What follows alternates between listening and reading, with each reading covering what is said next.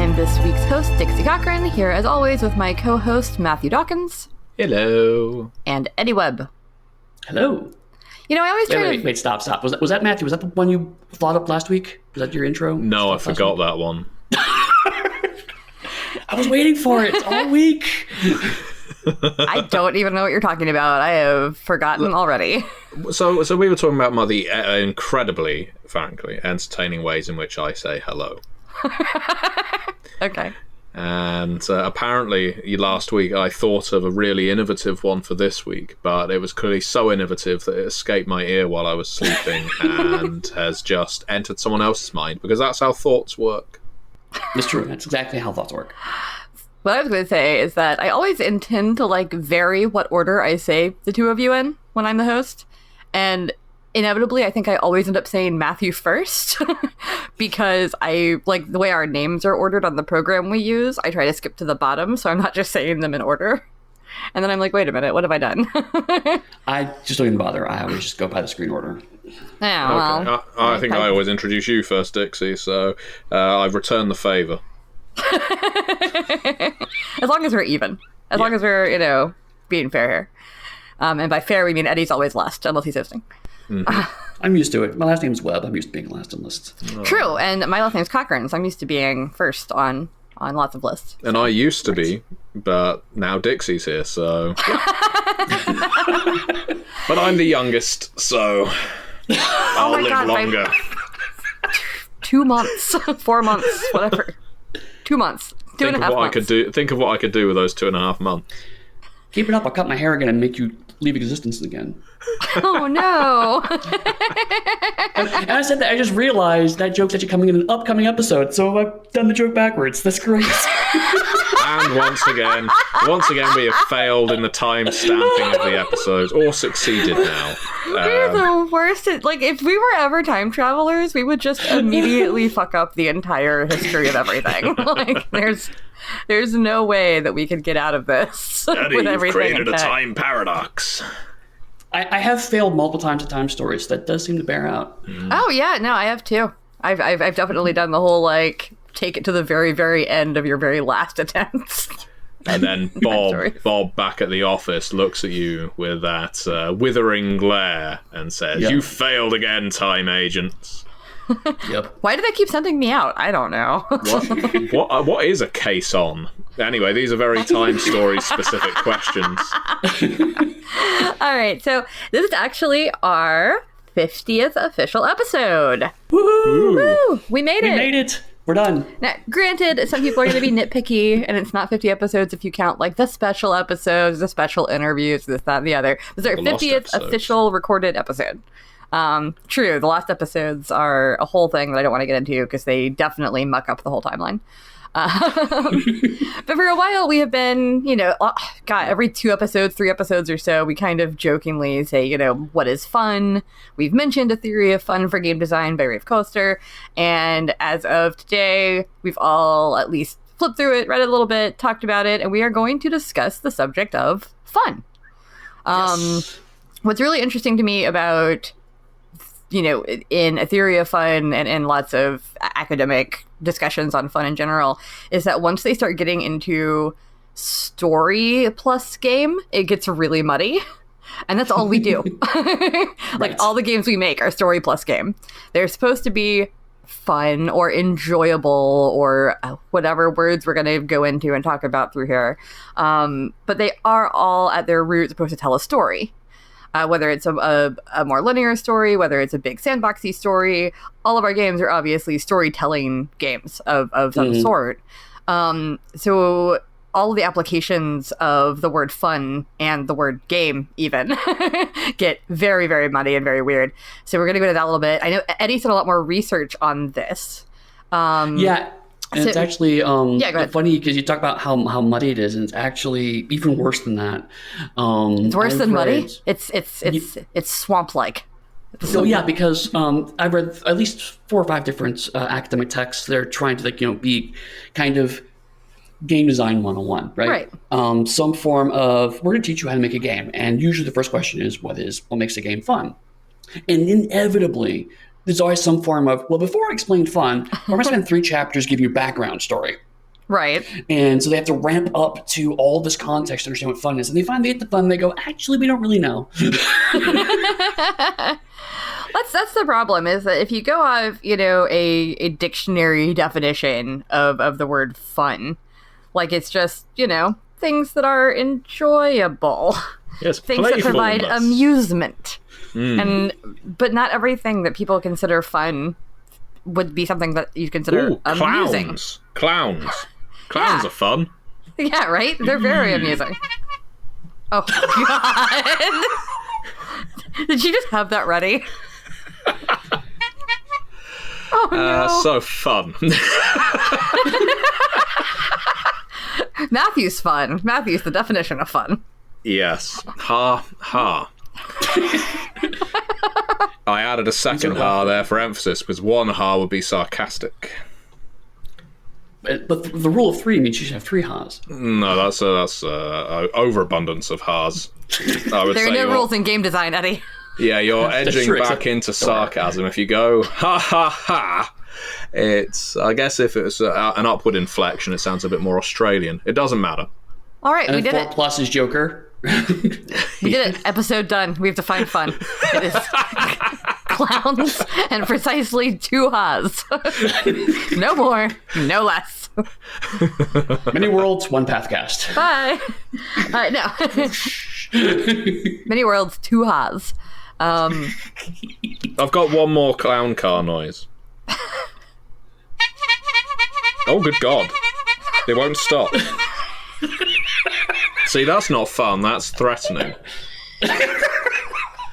If someone was walking behind me down an alley and suddenly I heard that, I wouldn't start laughing and think, "Oh, it's a clown! Ha ha!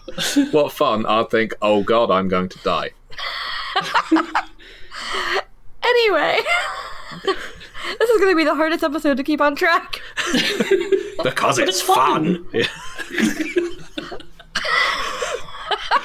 So as you can see, these are the minds that bring you the World of Darkness, Chronicles of Darkness, Dystopia, Rising Evolution.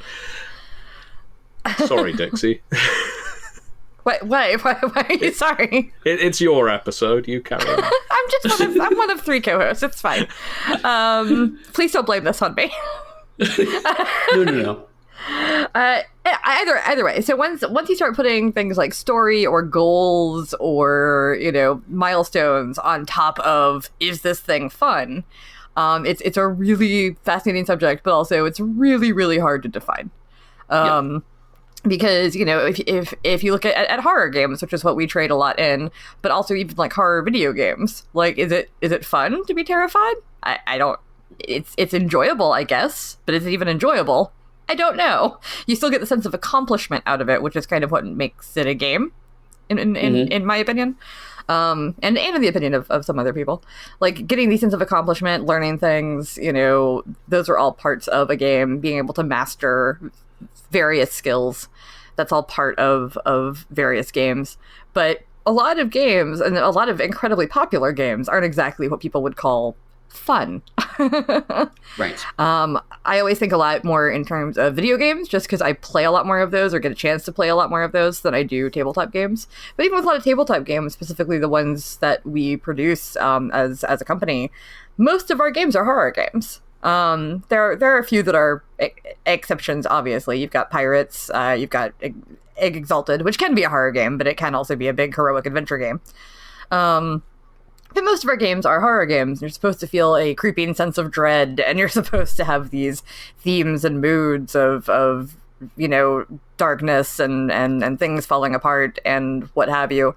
But we still call it a game. Right. So, yeah, Eddie, do you have any thoughts on that specifically? Since that's I do have a theory on that. Go ahead. And actually, I'm going to step back and give a little bit of context here. Starting about 10 years ago, for about 5 years, I actually did do a number of talks of live action theory specifically. I did a few at Grand Masquerades in the past. I went to some of the live action conventions. I even gave a couple at bigger conventions. And they're on my website, eddyfate.com, if you want to go check them out. But when I was writing that stuff up, there wasn't, the live action academic study was just kind of starting out at the time. And as I mentioned, no one's really kind of, even in more rigorous game studies, have found some definitions for stuff. Mm-hmm. So the theory I've landed on is that a lot of times when they're talking about games, they're talking about a discrete unit. You enter the gameplay liminal space, as they call it, or just, you're now playing the game. A game is played and a sense of completion occurs. Usually it's someone or a team is declared victorious or not. If it's a cooperative game, you're playing versus the game, or a person wins it or whatever. And when it's applied to card games like poker or whist or the like, mm-hmm. they usually end up defining each hand as a discrete unit of study. So like, the actual night of poker is lots of small academic games stacked together. Right. I feel like role-playing games are actually the same way. Okay. In the sense that you don't win or lose at a role-playing game. It's kind of a chestnut that's been danced around. I think it's largely true. But I think you can win and lose several times inside of a role-playing game. And those are your character goals. Mm-hmm. So I'm playing let's use Prometheus, a good example, actually. Because Prometheus is one of the games we make that has an explicit win condition. Right. You are going to become human. You have these milestones you want to accomplish. There are explicit milestones, and you want to ultimately become human. So from a game study perspective, it's probably the best game to look at in terms of how it breaks down. And then each of those actual literal milestones in your character sheet become a victory condition in themselves. Sometimes you will accomplish them. Sometimes you get close and fail. Sometimes you will just utterly fail at accomplishing a milestone. Those then can be examined as a game from an academic perspective. Mm-hmm. But I think even smaller than that, you can even go down to the scene level, where it's like, I want to kick in that door, and I succeed at kicking in the door, or I fail at kicking that door. While the story progresses, and certainly game systems like StoryPath actually intentionally allow plot momentum, even in the case of dice failure, there's still that sense of, I didn't get what I wanted out of that scene. And every player has their mix of, I got my cool moment, I got exactly what I wanted, and I didn't get what I wanted. And people tell stories usually talking about the extreme cases where, like, I was the last person standing and I rolled a 20 in my D&D game, and that was exactly what I needed to take that guy down to his last hit point. That's the extreme win condition. Mm-hmm. Or the I walked into a group of people and I was trying to talk my way out with my bard and I rolled a 1 and everything just fell apart. Those are the stories we tend to tell, which means those are the conditions that we as players remember. We remember extreme win, extreme loss inside of these larger stories. Right. So that's my personal theory about how winning and losing, and then therefore fun, comes from that, because the fun comes from the enjoyment of winning, but also usually the humor that comes from extreme failure. Well, I agree with that to an extent. I think there always will be a large contingent of role players who see that win condition in the form of experience points and leveling up. To use, the common parlance of a game like D&D, mm-hmm. where it's less about the actions their characters take in the narrative and more about what the, almost tangible reward is at the end of it, which, in the sense of a game like D&D, to really boil it down, can be in the form of magical weapons, items, gold, and experience points. So I think that it can be a little broader than that. It definitely speaks to different schools of thought between role players, and you often see it. There is sometimes even elitism on both sides, where one group is trying to do one thing. You may even see it especially in the Adventurers League or Pathfinder Society, mm-hmm. where the ostensible goal is to make your characters more and more powerful, go through the story, mind you, right, but have your characters advance in power so that you can take on greater and greater threats and accomplish something even bigger. But that framework, which isn't at all hidden in a game like Pathfinder and D&D, is the leveling of your character. Whereas in a game like Promethean and some of the other Chronicles of Darkness and World of Darkness games, it's certainly not hidden, because you're still getting experiences or experience points, depending on the game. But because of things like aspirations in the course of a game, and story path is particularly notable for this, you have those micro goals in the course of the adventure, that an aspiration can be something that you almost want to fail a role to achieve. It can be, save someone else's life at the cost of your own, or prevent someone from being injured at the cost of an injury to yourself. So you want to fail so that you can earn that goal. So I think it's a broad spectrum of what victory might be, or what winning at a role-playing game might be. And actually that ties into playstyle, because people, one of the reasons why fun is so hard to define is because people are wired differently. People get different value out of these kinds of experiences. And some people genuinely enjoy the what Ralph Koster calls the mathematical abstraction. The idea that there's an underlying set of mathematical equations, or a pattern, or a grid, or system that comes underneath the skin of the game, and some people genuinely enjoy just mastering that. And it becomes interesting in situations where game system failure translates to story success and vice versa. There's some cognitive dissonance in there. For example, in Pugmire, and to a certain degree also in story path games, you can intentionally fail or just badly fail and get a benefit for it. Right.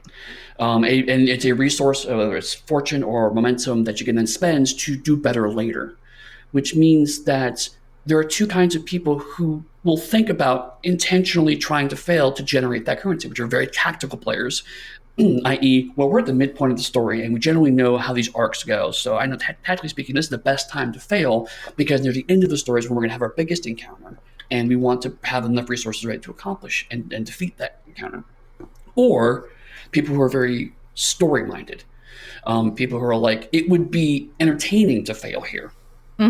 And enjoyable to fail here when there are the least amount of in-story consequences, because failing near the end, again, when a bigger encounter occurs, means there's much more higher stakes. Well, can I throw a bit of a spanner or wrench in the works with a game like so obviously some games, and that we'll probably get onto the idea of what is a game, but some games are more experiences than games you play to win or lose. So I guess one of the most famous is a game like Fiasco, where it's designed to be played in one sitting, so investment in your character's arc is pretty minimal.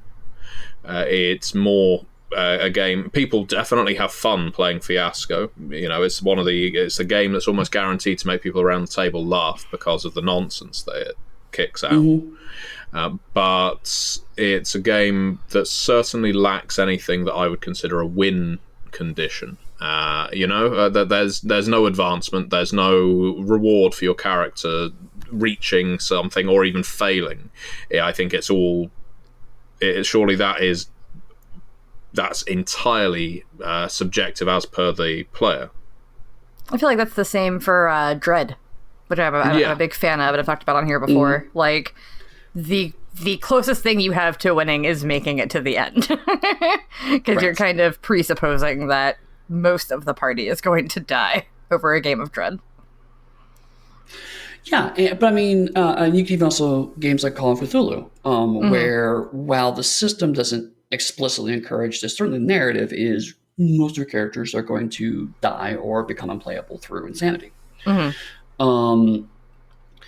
But still, within that, there are smaller victories that can be had.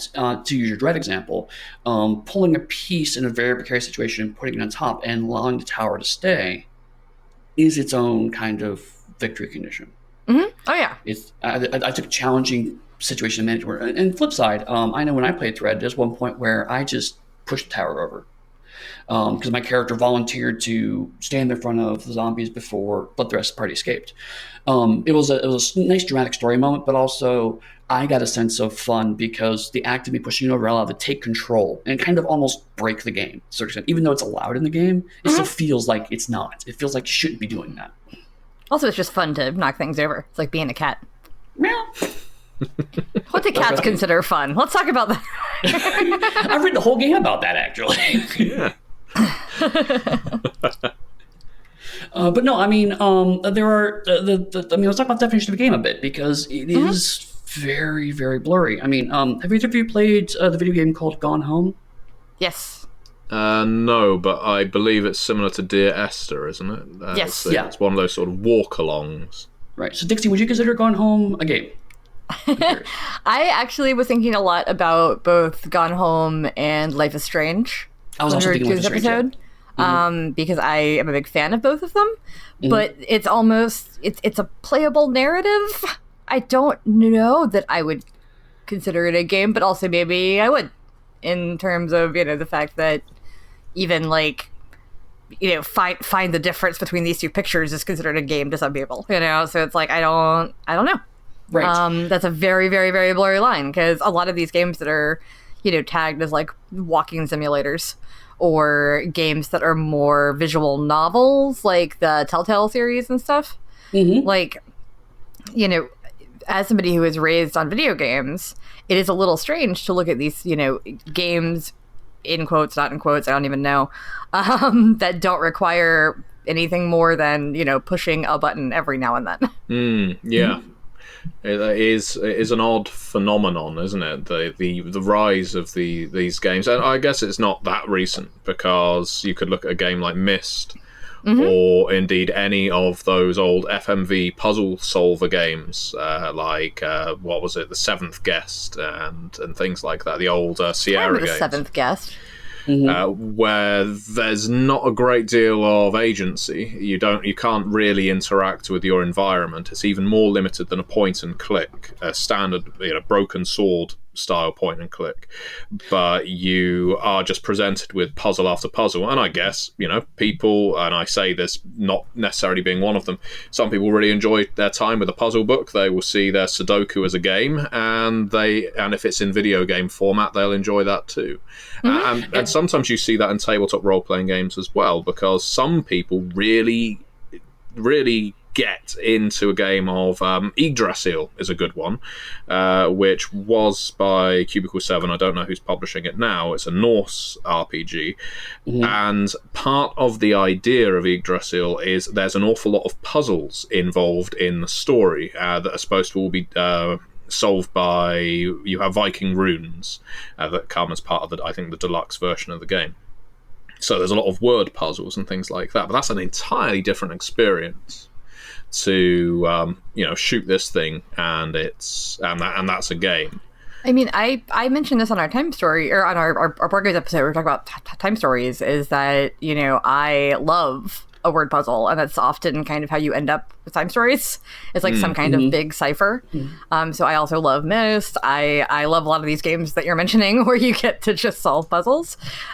Generally, when I even play like D&D, like I hope that the DM has thrown some riddles or puzzles or something in there, because otherwise, if I'm just fighting goblins and talking to people, I'm not super excited. Well, sorry, Eddie, you go ahead. I was about to say, and that's one of the things that's really fascinating when you try to decouple games, that puzzles are a distinct design area. But even that's blurry. One of the better definitions I've heard is that games are scenarios where you make meaningful choices for a distinct outcome of goals, but the goal can change. Whereas a puzzle is you make meaningful choices for a distinct outcome, but there is only one result. And it seems like that seems like a good idea. That seems like a good, explanation. But then you get into weird stuff like, okay, if you take a series of meaningful choices and get one end result, then that defines most interactive fiction, specifically classic interactive fiction.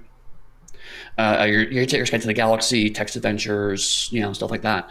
Usually there was only one ending. Right, which now is not the case, obviously, in terms of things like, Life is Strange or Doki Doki Lit Club or whatever. They have tons of endings. It just depends on the choices that you make as to which ending you get.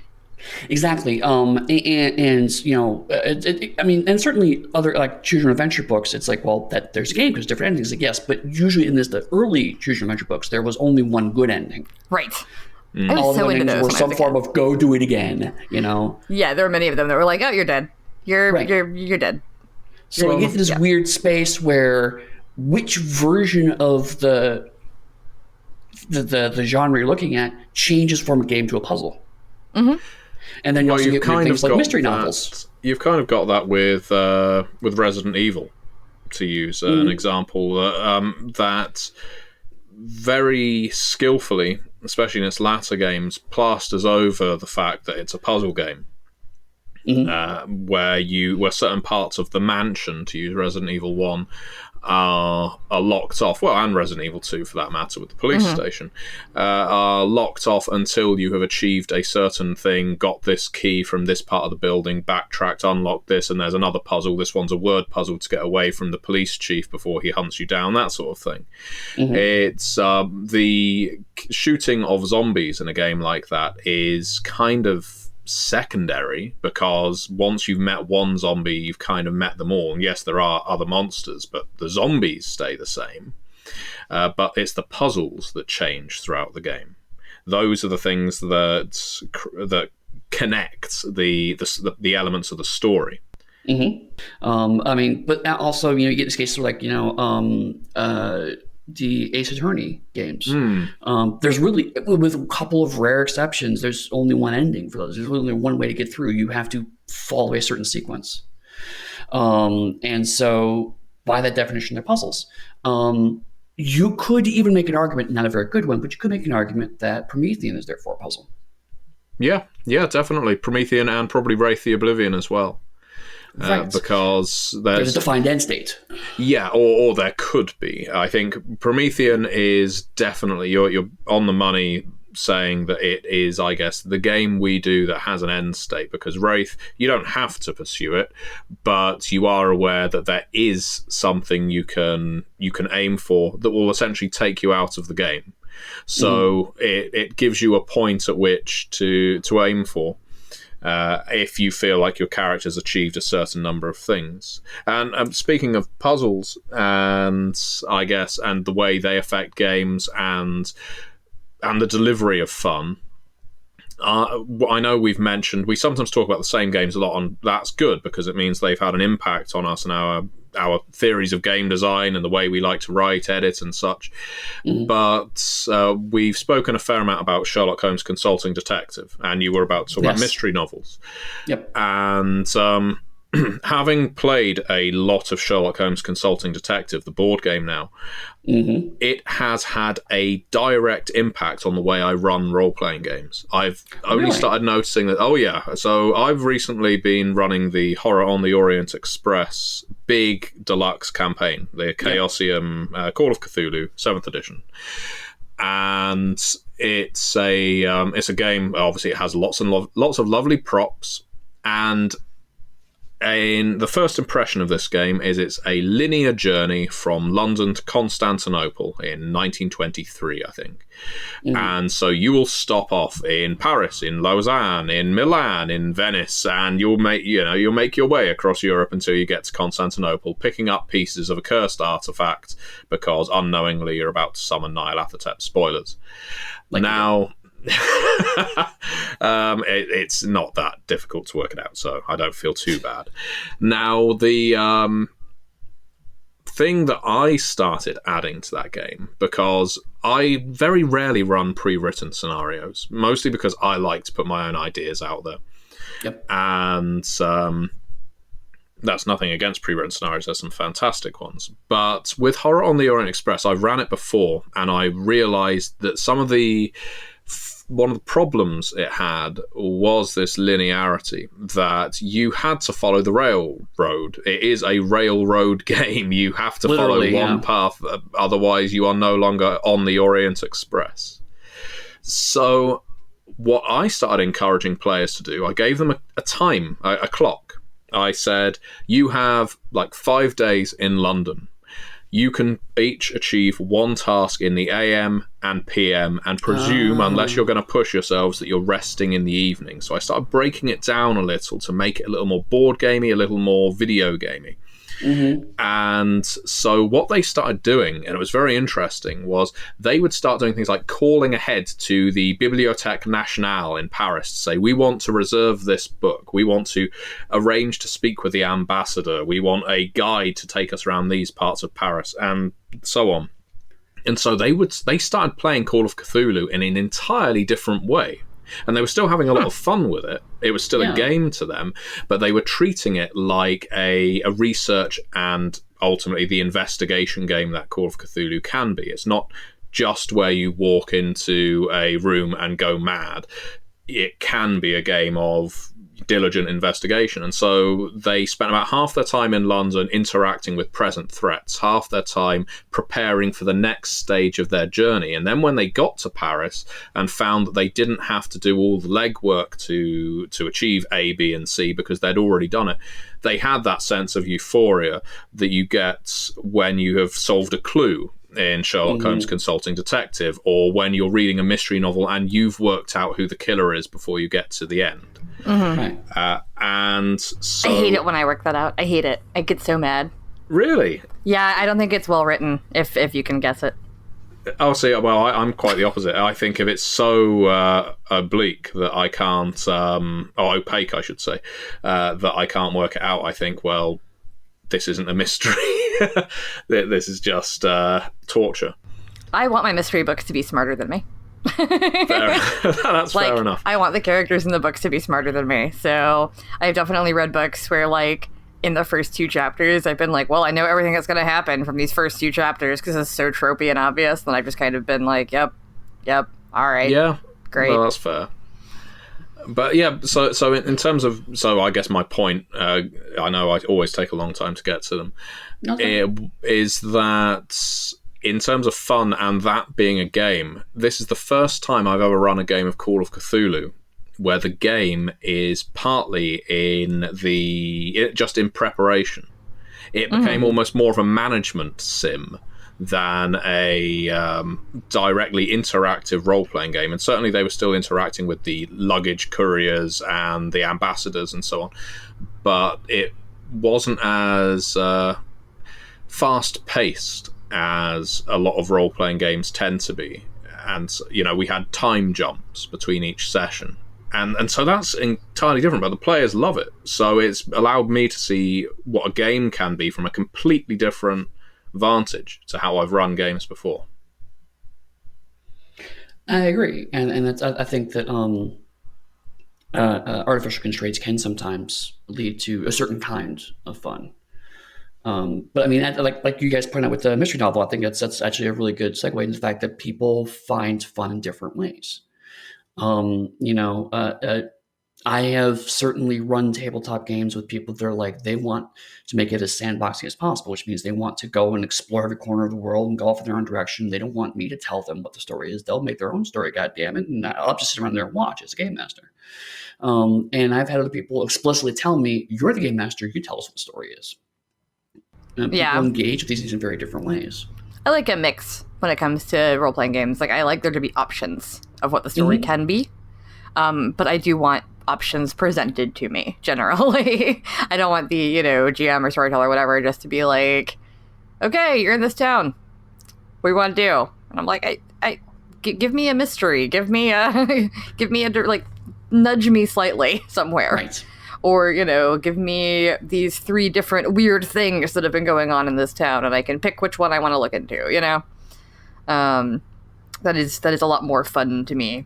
Which is, I enjoy a lot of sandboxy video games too. Like, I've actually recently been replaying Skyrim. Because I replay Skyrim like once a year. And I enjoy games like that because you do have direction. You have things you can go do, but also you can fuck off across the map and just start walking and see if you find a cool cave or something to explore.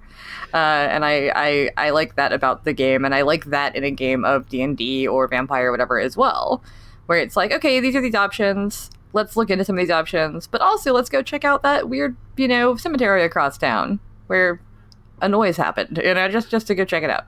And that's actually really interesting to me, is because I do not enjoy Skyrim at all.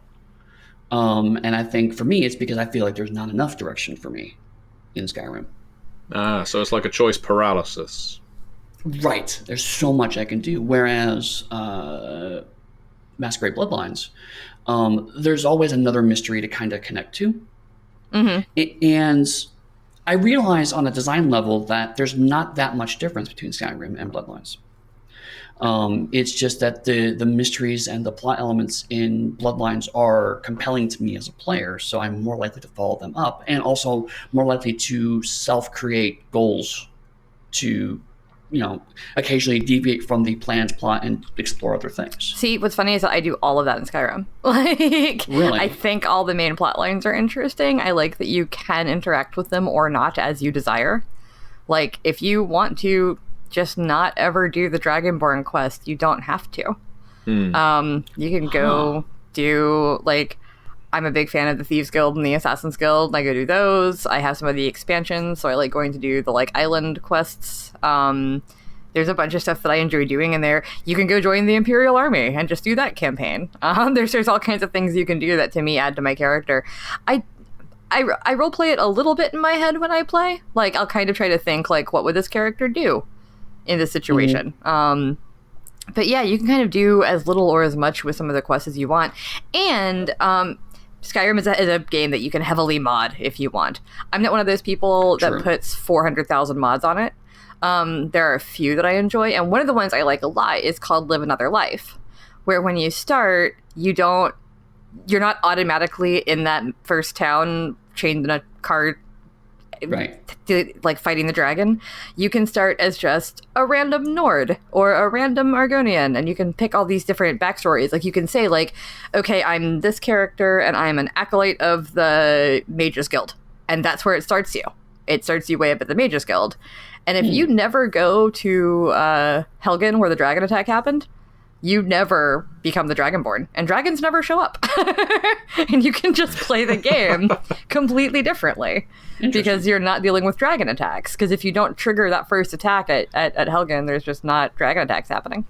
I did a Let's Play of Skyrim when it first came out, and it was really the only way I could successfully engage with the game, because I think I have some of the same issues Eddy does with that kind of open world, where if I'm just playing it alone, I just don't engage with it. But because I was doing a Let's Play and doing voiceover for that and talking to the viewers about, I think my character was Poppy the Wood Elf, and basically attaching a story about his relationship with every single character he came upon, including any horses he bought and things like that, it started making me actually care about what was going to happen to this character and the characters he was interacting with, the people I was hiring or just generally dragging around with me. So I remember way back when I used to play video games on the PlayStation 1, and a friend of mine hated playing games, but he loved watching me play games because he just liked to hear me narrating what was going on. So, this was before YouTube or anything like that. I was playing something like XCOM, and that's just a tactical, squad-based shooter game with a bit of a puzzle element in terms of where are you going to place your pieces. Right. But yeah, I gave every single little character a little bit of story, a little bit of personality, and so it became a hell of a lot more interesting to play than if I was just sat there doing the mental mathematics of playing it alone. Right. That is why I do enjoy video game RPGs where your choices and your dialogue becomes your personality. Yeah. Because I do feel like you have more agency on that, but also with it's funny that you mentioned that, people watching each other play, because I grew up in a, one console household. So a lot of times it was one person watching the other person play, whatever game it was. I got into World of Warcraft because I had a boyfriend who played at the time, and I spent a lot of time watching him play. And then I was like, well, I'm going to play this because that looks amazing. But I thoroughly enjoyed watching him play. And even currently, like, my boyfriend and I will sit here and we will play Skyrim side by side on our different computers. And talk about what we're doing, and then be like, oh, look at this thing that I found. Oh, this is cool. Oh, I'm on this quest line. What are you working on? So it is fun for us to kind of play like separately but together. And I think that's something that that I've always enjoyed doing. Like, even with people I've dated in the past, like playing different games or the same game in the same room and just being able to kind of chat about it is fun for me. But I do enjoy it on my own as well, and I think it's because I do, put myself in the character a little bit. Whenever I play almost any game, I think of that character as my avatar in that world. Probably because I have a long history with MMOs. Sure. That's also that lends to my I don't like playing games where you can't play female characters thing that I have, because if it's my avatar in the world, I don't want to play as a dude generally. Some games get past that for me, but it's rare. Like, it's got to be something like Kingdom Hearts or whatever, where I'm actually invested in the characters and their personalities. No, totally, and I think that's leads to an interesting piece of fun is that it's somewhat controversial to say this, but I feel let's court controversy. Where's the clown horn? Adding social elements to a game can make it more fun. And I say it's controversial because immediately lots of people, including myself, are like, well, I play single player computer games all the time and have loads of fun. And I think it's true, but I also think a lot of those cases, like you were talking about, there's still some kind of emotional connection there. Right. Or it's purely abstract and it just becomes more like a puzzle in that respect. There's a lot of edge cases, because again, everything with all these are edge cases, but I mean, generally it's like you're connecting to characters, which means that you're connecting to simulacrums of people. And it's an ersatz sociality, or socialism. Well, to back that up, actually, as listeners know, I played World of Warcraft for 10 years or so. And I've tried to get back into it a couple of times, and my guild isn't around anymore, and the people I used to play with all the time aren't around anymore, and I don't have fun anymore.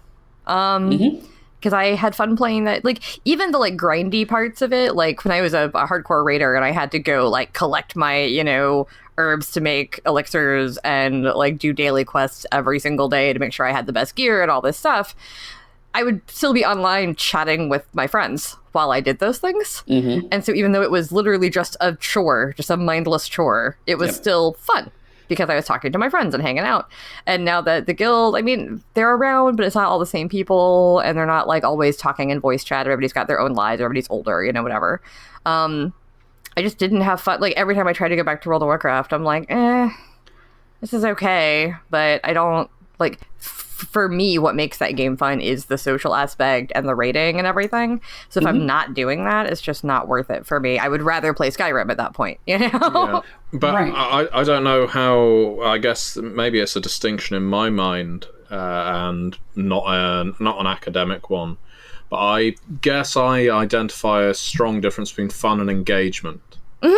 I can see that. And for instance, going back to tabletop role-playing games, I don't necessarily expect the players of my Wraith the Oblivion game to have fun, but I would like for them to engage with the plot and to come away feeling like they've achieved something, to go back to what we were talking about with goals.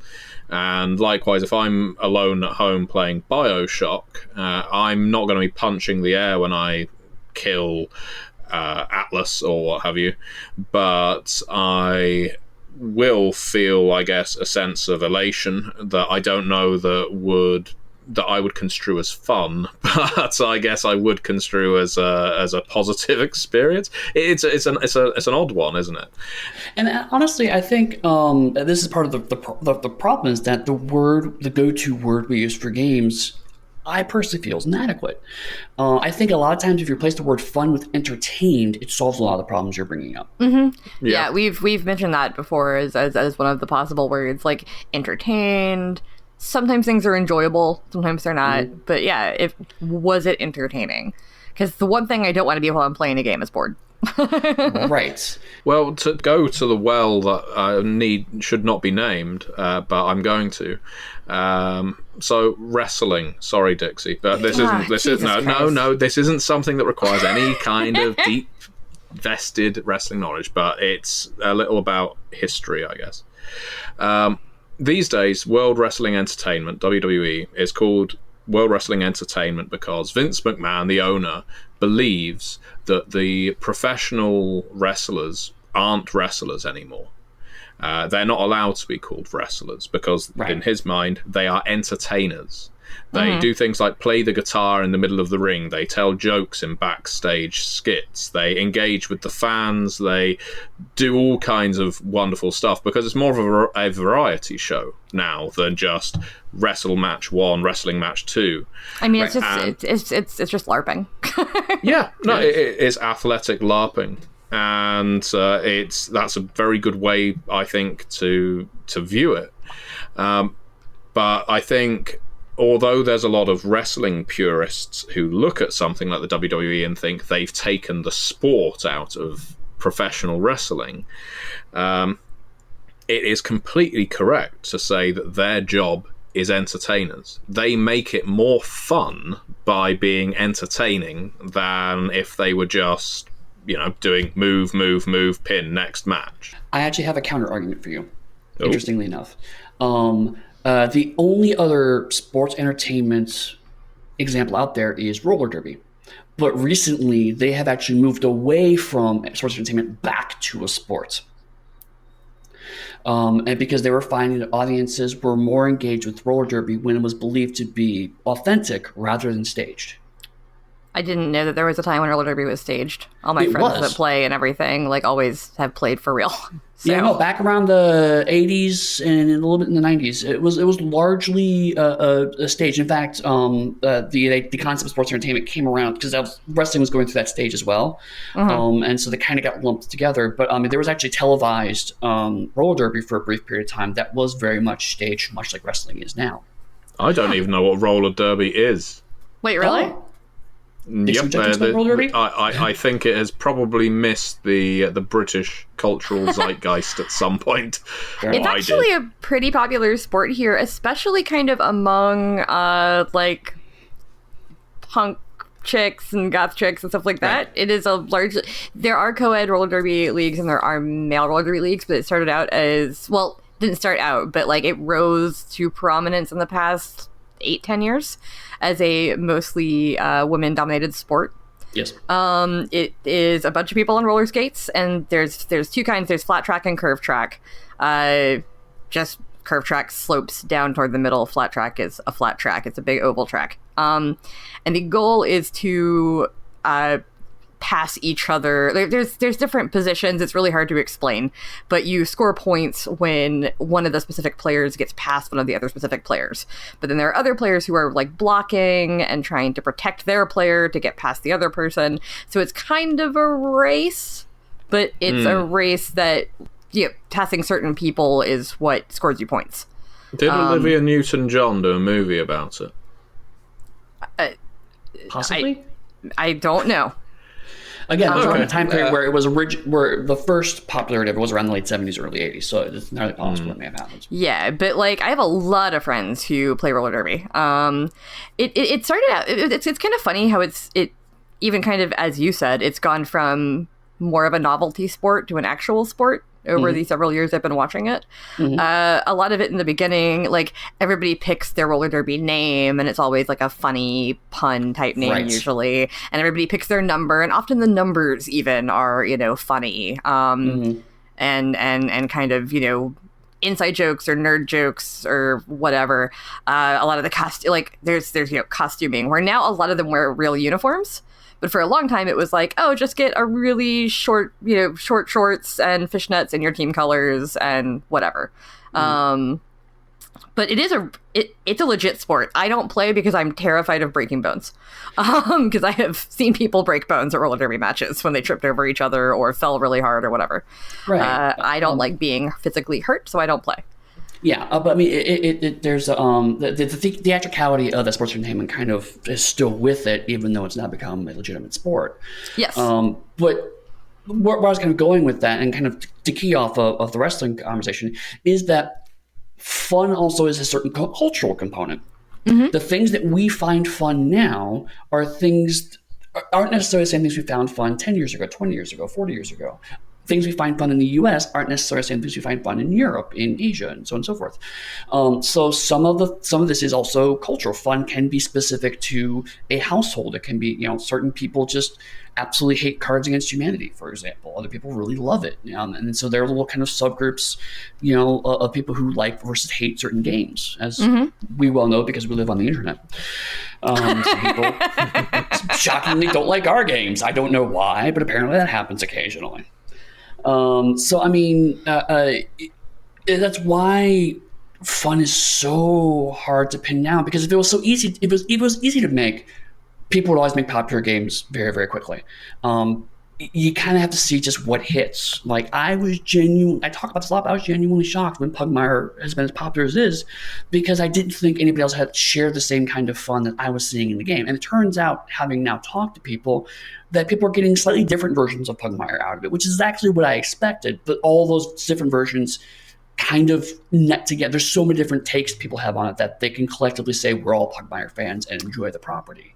Yeah, I was talking to Luke Crane at a convention a couple of years back, and he did a small LARP. It's a LARP for like 10 or 11 people called Inheritance that takes place at a Viking funeral over the course of like 3 distinct time periods. It's a LARP you can play in 3 or 4 hours. The characters are all pre-generated when you get it.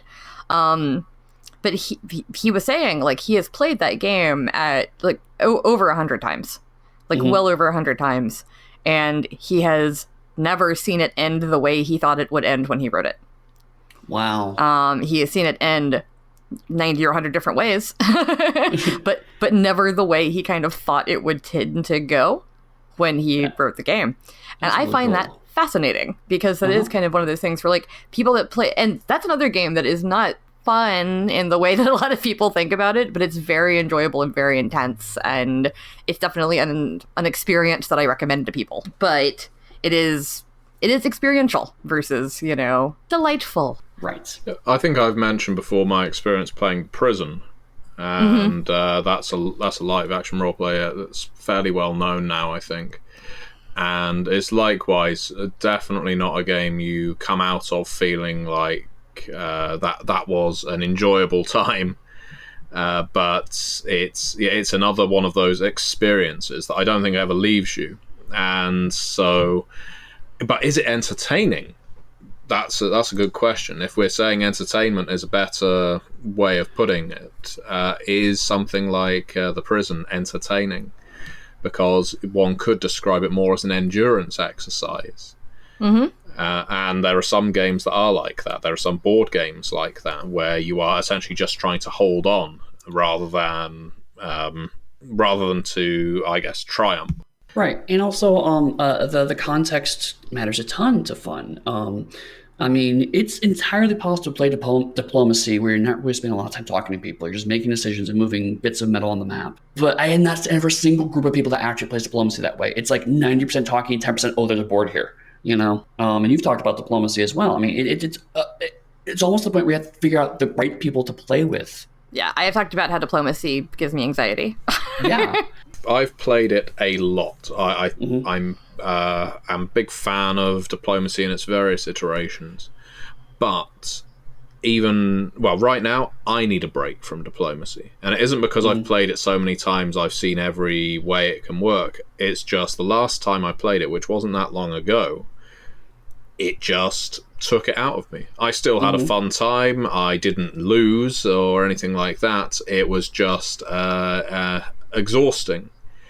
And so right now, here's the thing, because I often play with many of the same people, if you've been victorious a certain number of times, or let's say you've been manipulative a certain number of times in a game like diplomacy, people will use their out-of-game knowledge. Yep. And so they will have expectations, and so they may try and eliminate you early, which arguably makes it less fun for you. It might make it more fun for them.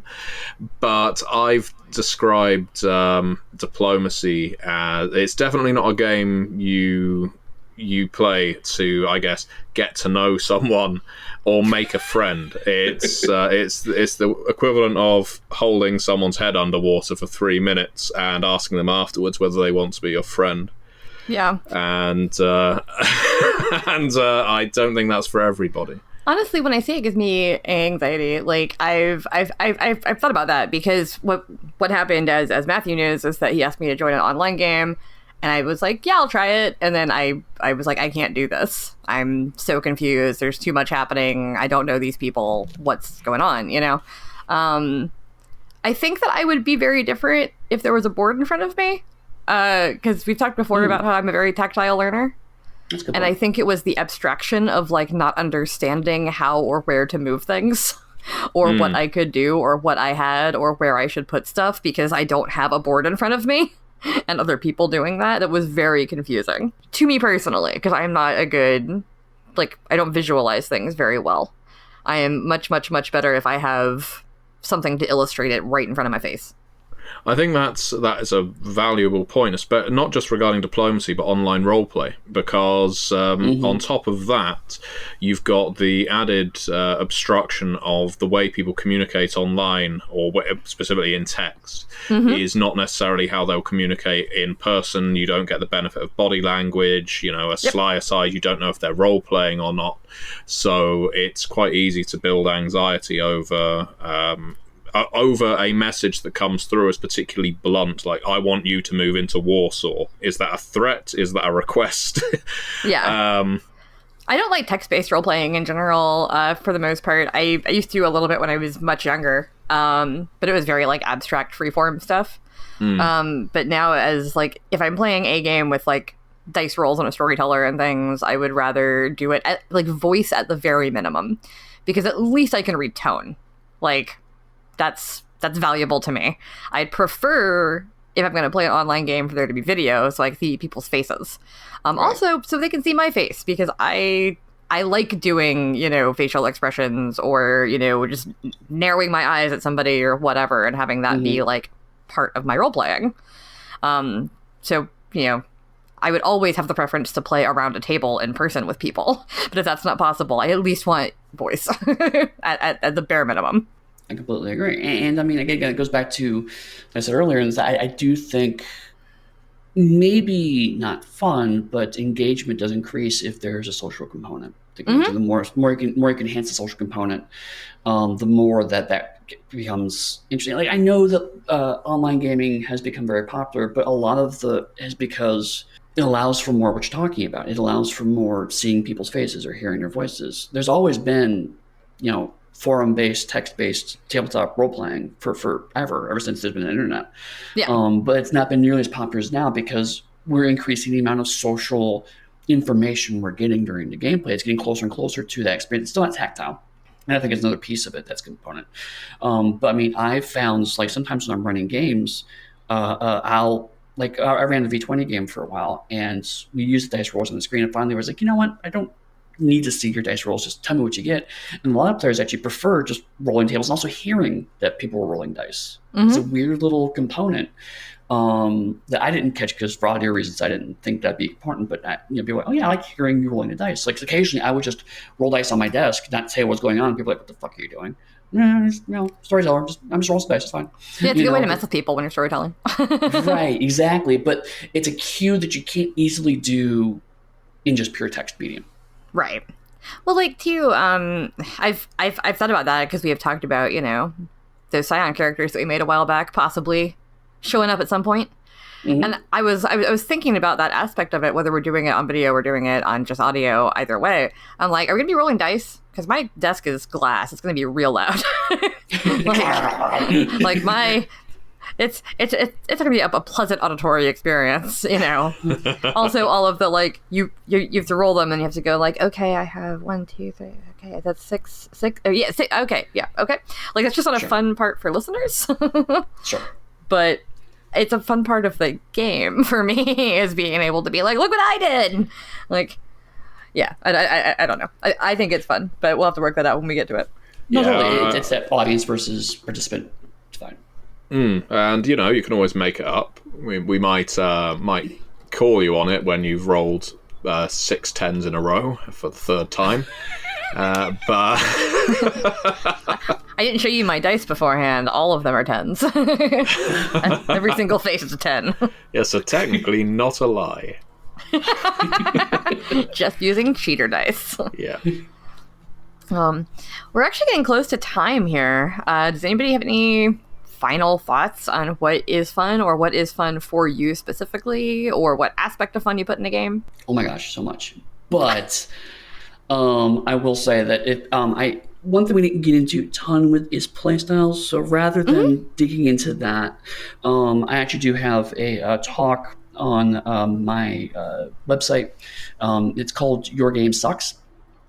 And it actually breaks down different play styles, and I did some research into other kind of academic studies in play styles for like MUDs and the original kind of D&D 3.0 character study and whatnot. So, and that is from a live action specific perspective, obviously, but it does kind of show what kinds of ways people have fun in games and how they may disconnect from your game because you're not providing the kinds of things they specifically find enjoyable. Yeah, I thought about that a lot, and I've also kind of just decided at this point that I'm not sure I'm even just cut out for most LARPs because I have never had fun at a LARP. Well, I mean, and that's actually part of it is one of the types I have is social butterfly, which is that some people have fun because they're having interesting conversations, and if there's a more interesting out of character conversation happening, they'll go do that. Yeah, Yeah. I know. I'm the same. I've not LARPed a huge amount, honestly, but I feel now that I've reached the end point of my interest in LARPs. I guess it's one of those things. As you get older, of course, you begin to identify the things you want to do a little more easily and are less reticent about saying so. But yeah, LARPs aren't as rewarding to me now as they were when I was experimenting with them. I feel I'm quite happily settled in the tabletop sphere and content with it. I don't need to put myself out there. Yeah, my whole problem is that I love costuming and I love makeup and I love acting. So I feel like I should love LARPing. I've also just felt like at everyone that I've gone to, nobody has engaged with me because they all knew each other. Right. Yeah, that happens. And so I do a lot of like sitting in a corner going like, I don't even know who to talk to. I don't know who any of you are. Exactly. And that's another kind of piece of the talk I have, but also just kind of to close things out here, is that tastes change. Things that we find fun early on in life are not things we find fun later in life. It's true. I don't play Chutes and Ladders anymore. Right. Yeah, no, totally. I actually can say Chutes and Ladders, Candylands. I used to be an avid player of Monopoly. Now I don't find the game as enjoyable as I used to, even though I will defend it as a game design and have in the past. It's not a game I find as enjoyable. There are still games I still love unreasonably after all this time. And there's some games I play kind of in spite of the fact that I don't find them fun anymore, but still I used to love them, so I kind of feel like I still need to play them. We have very complicated relationships with fun, and it's always shifting and it's always changing. So, I mean, it's perfectly valid to say, I'm not having fun with this, and that's the beginning, middle, and end of your analysis of it. But as designers, we do have to constantly think about that, and we do have to kind of realize that there's always a shifting target. We're never going to hit it, right? We can only do, with the information we have, try our best. Well, I've got a question for both of you. Okay. That I'm interested to hear this. So, and this is going to be purely based on your tastes. What kind of tabletop game, let's start with you, Eddie. What type of tabletop game is not fun to you? I do not find tabletop games with intricate systems or intricate backgrounds particularly compelling. And why is that? Because, frankly, it's to a certain degree attention span. As a designer, I've got to play a lot of different kinds of games to, just learn from them, to understand how they work, and also just to stay on top of the latest of the market, as it were. And so a game that requires me to spend a lot of time to acclimate to it, to learn how it works, can be very challenging for me. And so I just sometimes kind of, on second thought, I don't want to read this entire book just to learn the backstory to start making my character, or I don't want to have to figure out which of these 75 tables I have to roll on. This point in time, I just kind of get frustrated and knocked out. What about you, Dixie? I do kind of agree with Eddy on some level. I don't like games where the mechanics require a math degree to understand. Like, I want to have an easy reference table to be like, okay, here's where I roll a d20, or here's how many d6s I roll in this instant. You know, just I want the calculation to be simple enough that I can do it in my head very quickly. On the flip side of that, I don't like games, or don't find games fun, that are purely narrative with no mechanics, which I've seen pop up as, you know, fun projects for some people, or some folks think they're, you know, really, really great. But I like the element of chance. I like the tension that it builds, that you may fail at things. And if it's purely up to the storyteller's discretion whether you're succeeding or failing. Like, I actually tend to, and this applies to LARPs and video games as well, I tend to very quickly kind of get turned off by games that say that, you know, it's not a game, it's an experience. I'm like, is it an experience I want to have? You know? And actually, there's that interesting digression, but there was an improv group. There's an improv group here in town, I should say. It's called Dad's Garage, and for a long time they've been doing what they call improv D&D, which is they are on stage. They're all on stage. The characters are all in costume. The actors are all in costume. There's one guy who's the dungeon master, and they have character sheets, and he rattles off damage and whatnot. But it's all completely arbitrary to the rules of improv, not to the rules of the game system. So, like, someone will walk forward with their foam axe, and they'll go, I'm going to hit him with the axe. And the game says, okay, cool, he takes 12 points of damage and falls back. So the mechanics are there, but there's no element of chance. It's all, like you're saying, completely dictated by the DM on the fly, which is in line with improv acting. Mm-hmm. And I found that fascinating because, again, it ties to my thing of, was that a game? You know? In improv acting, is that a game? It's I don't know. I think it's probably more experiential, but it's an interesting component to think about. Yeah. Either way, that's just something that I've had issues with, because I've gone to LARPs that don't really have mechanics, like the freeform LARPs, and I'm like, well, this isn't fun. Like, there's no goals. Like, what's happening? We're just hanging out in costume. Like, why did I spend money on this? You know. Right. And I feel the same way about RPGs that are that way. I actually would prefer the super complicated mechanics and backstory to something that feels like there's no stakes whatsoever. Interesting. It's boring to me. Matthew? Yeah, I think it's the same in terms of pure narrative games. I don't think I've played many of them, and that's probably because I'm so put off by the idea of it.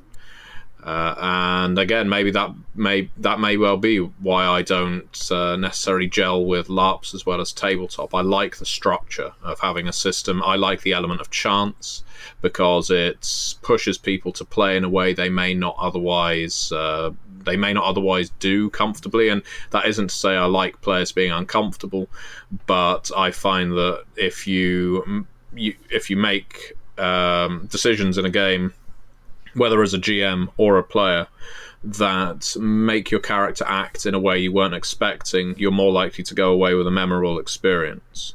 And dice are a big part of that. The colossal failure or the exceptional success, both of which can leave lasting memories and have done for me.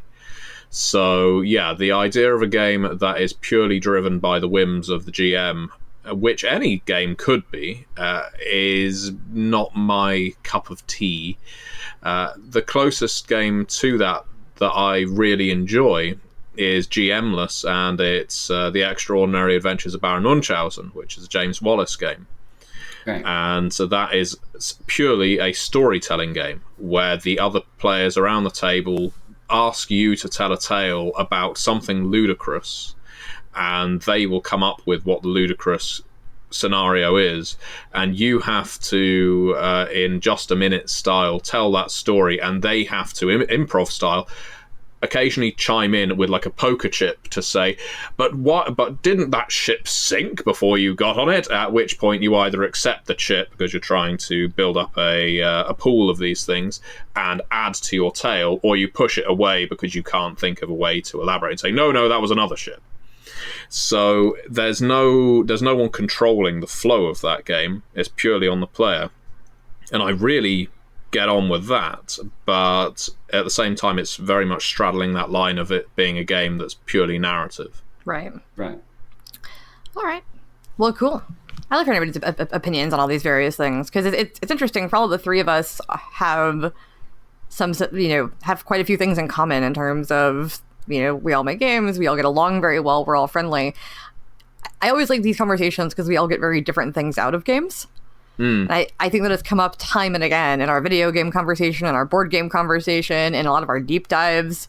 Like, we just tend to get very different things out of it, and I think that all the perspectives are very valid and interesting. So thank y'all for talking with me about all this for so long.